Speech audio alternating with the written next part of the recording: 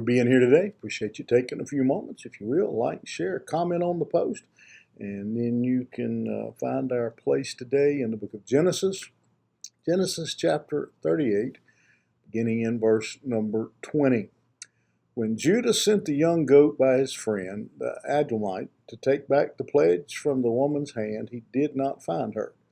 And he asked the men of the place, "Where is the cult prostitute who was at Enam at the roadside?" And they said, "No cult prostitute has been here." Uh-oh. Um, but here's the point I want to make from that. Judah's Judah's not the least bit embarrassed by what he's done.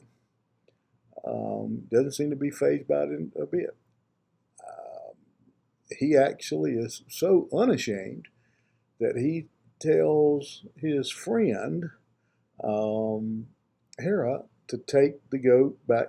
Here, go pay my prostitute for me. That's kind of shameless. Here, go pay my prostitute for me. Get back my cord and my staff. I want you to take care of my business for me. It's not like go pay my power bill. Go pay my prostitute. And he gets there, and again, this passage is really very clear. He gets there, and he doesn't find her. And obvious, it wasn't like, it's clear that Judah hadn't told him, "Here, I need you to go handle some business for me." He had to have told him what it was, because when when Hera couldn't find the woman, he goes and asks, "Where is the prostitute?" So obviously Judah had given him the details of what was going on, and what was very clear about what he was sending his friend to do. That is really when you see the height of immorality, when there is no longer any shame attached to it, when there's no longer any embarrassment attached to sin.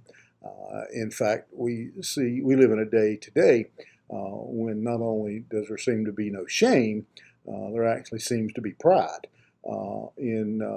this is what I did, this is what I'm doing, this is this is the life I'm living.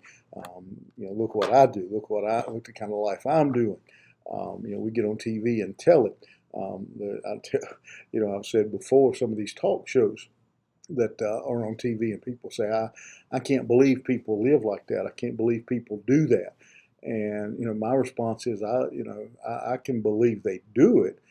I am a little stunned still that some of them get on television and tell the world. That's what Judah does.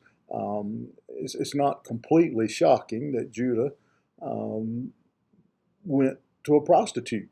That's been going on for thousands of years, still goes on. It is a little shocking that he'd send his friend to pay the bill. No shame attached to sin. We live in a time when there's no shame attached to sin. Sin isn't embarrassing. Sin isn't. There are a lot of things, and many of you are probably like me. You're old enough to remember there were things you didn't do, and if you did do them, you did them in the dark where nobody could see. That today take place out in the streets, and it's mind-boggling. And it's mind-boggling how little sin crosses our mind. How easy it is for man to commit sin, even many who claim to be followers of Jesus Christ. They seem to be no shame, no embarrassment in the life they're living. Let's all step back for a moment and think for a moment about some of our actions, our words, things we do, how we treat people. It doesn't have to be a prostitute. Just the way we treat others, how we represent Christ in our work, those places. Is there any shame in our game? Are we embarrassed by some of the things we choose to do? Certainly, if they're not honoring to God, they should be. You think about it. Have a good day. We'll see you here tomorrow morning.